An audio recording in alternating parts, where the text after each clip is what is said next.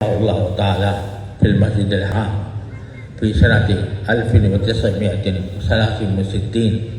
والشيخ محمد الشيخ حسن البساط المكي المالكي رحمه الله في سنة 1963 في المسجد الحرام، كما حدثني به الشيخ محمد ياسين الفاداني رحمه الله تعالى في مكة المكرمة، والشيخ أحمد الناخبي المعمر رحمه الله تعالى بجدة، والشيخ محمد يونس الجونبوري رحمه الله تعالى في لندن.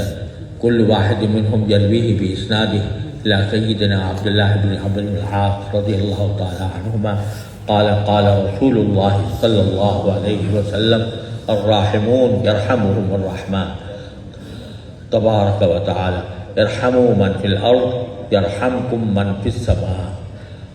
وهذا أول حديث سمعته من هؤلاء الشيوخ، وكل واحد منهم يقول: هذا أول حديث سمعته من شيخي.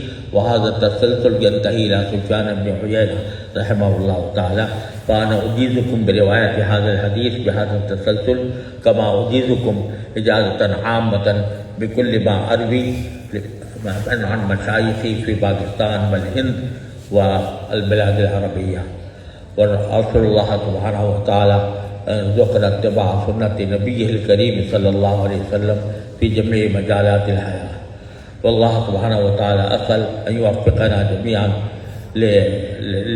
لخدمة الإسلام والمسلمين ما دمنا أحياء في حياتنا كلها.